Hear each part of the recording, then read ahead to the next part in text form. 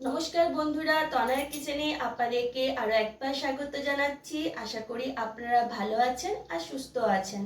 আজকে আমি ওল দিয়ে দুর্দান্ত স্বাদের রেসিপি আপনাদের সঙ্গে শেয়ার করব। তবে এই ওলের রান্নাতে আমি কোনো রকম ভাবে পেঁয়াজ রসুন ব্যবহার করব না। ওল দিয়ে আপনারা নানা রকম রেসিপি ট্রাই করেছেন, একবার এরকম করে ওলের রান্না বানিয়ে দেখুন। আশা করছি যে আপনাদেরকে খুবই ভালো লাগবে। চলুন তাহলে দেরি না করে সরাসরি রান্নাতেই চলে যাই। প্রথমে আমি এখানে ওল নিয়েছি। ওলের তো অনেক রকম রান্না হয়ে থাকে, যেমন ওল ডালনা, ওল ভর্তা, ওল মাখা। আজকে আমি আমার মতন করে এই রান্নাটা করব। আমি এখানে ওলটাকে এরকম সাইজ করে কেটে নিয়েছি। এরপর ওলটাকে সেদ্ধ করে নেব। এর জন্য কড়াইয়ে জল দিচ্ছি,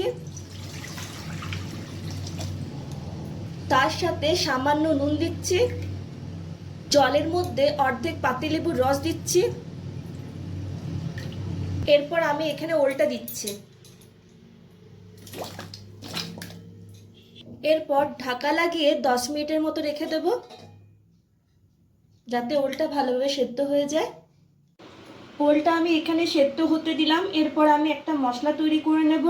এর জন্য লাগছে 1 চামচ কালো সর্ষে, 2 চামচ সাদা সর্ষে, ঝালের জন্য 2টো কাঁচা লঙ্কা নিচ্ছি, সামান্য নুন দিচ্ছি এখানে, আর হাফ কাপের মতো নারকেল কোড়া দিচ্ছি। এরপর আমি এগুলোকে শিলে বেটে নেব।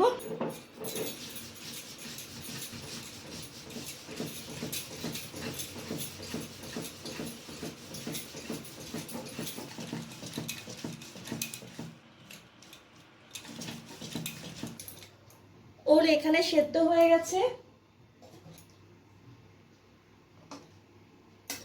এরপর আমি প্লেটে তুলে নিচ্ছি।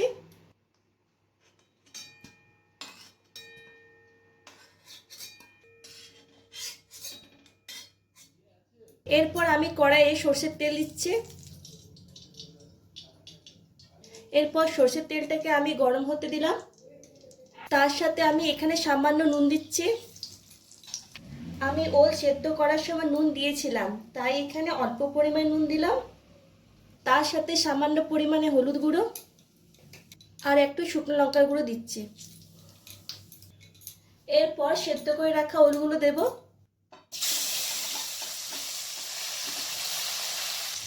এরপর মিডিয়াম টু লো আঁচে রেখে কিছুক্ষণ সময় ধরে ভালো করে ভেজে নেব।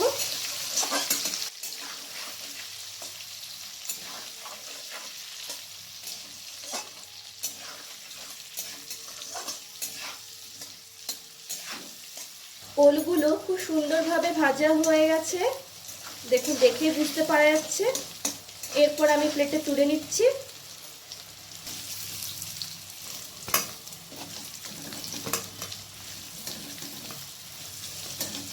এরপর আমি ওল ভাজার তেলে ফড়ঙ্গের জন্য দিয়ে দিচ্ছি হাফ চামচ কালো জিরে, আর একটা শুকনো লঙ্কাকে আমি 2 টুকরো করে দিচ্ছি।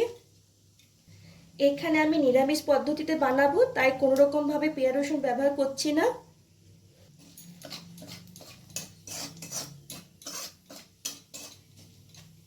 এরপর আমি এখানে 1 চামচ আদা বাটা দেব। এরপর আমি এখানে একটু ভেজে নেব।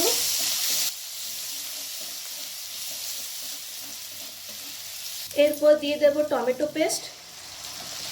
এরপর আবার ভালো করে ভেজে নেব।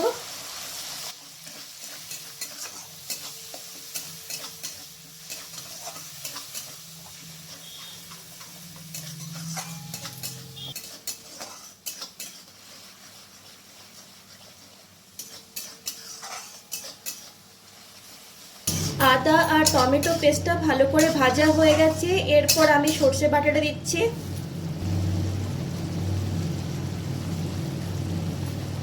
আর তার সাথে একটু বাটি ধোয়া জল দিচ্ছি। এরপর সবকিছু ভালো করে মিশিয়ে 2 মিনিটের মতো কষিয়ে নেব। তবে একটা জিনিস লক্ষ্য রাখতে হবে যে সর্ষে বাটা বেশি ভাজলে তেতো হয়ে যাবে।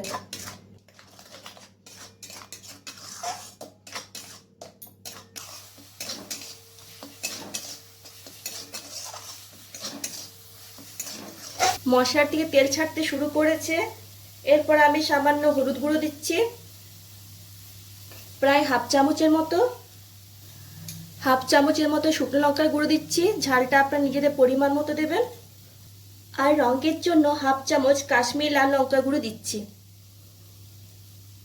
এরপর আবার একটু নাড়াচাড়া করে নেব।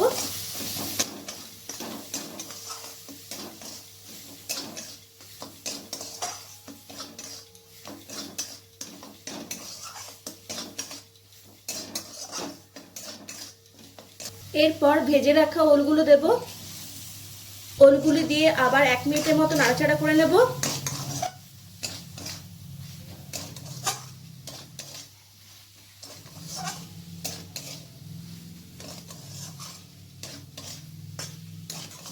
এরপর আমি এখানে 1.5 কাপের মতো জল দেব।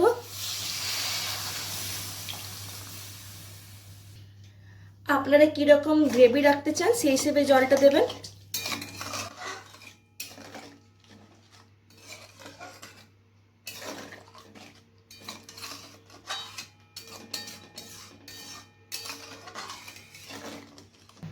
এরপর উপর দিয়ে 2টো কাঁচা লঙ্কা দিলাম।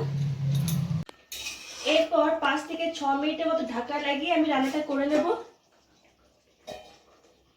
আর আঁচটাকে আমি মিডিয়াম টু লোয়ে রেখেছি। কিছুক্ষণ পর ফিরে এলাম। দেখুন তরকারিটা অনেকটাই মাখো মাখো হয়ে এসছে। এরপর আমি এর মধ্যে সামান্য একটু চিনি দিয়ে দিলাম। আবার একটু মিশিয়ে নেব প্রায় 1 সেকেন্ডের মতো। এরপর সবশেষে 1 চামচের মতো কাঁচা সরষের তেল ছড়িয়ে দিলাম। এরপর আমি গ্যাসটা বন্ধ করে দিচ্ছি। এরপর আমি আপনাদেরকে পরিবেশন করে দেখাচ্ছি। একবার এইভাবে রান্না করে দেখুন, গরম ভাতে খেতে দারুণ লাগবে। রেসিপিটা আপনাদের কেমন লাগলো কমেন্টস করে জানাবেন। ভিডিওটিকে ভালো লাগলে লাইক আর শেয়ার করবেন। আর অতি অবশ্যই আমার চ্যানেলটিকে সাবস্ক্রাইব করবেন। আজ এই পর্যন্তই। নেক্সট ভিডিওতে আপনাদের সঙ্গে আমার আবার দেখা হবে অন্য একটা রেসিপি নিয়ে। ততক্ষণ পর্যন্ত টাটা, বাই বাই।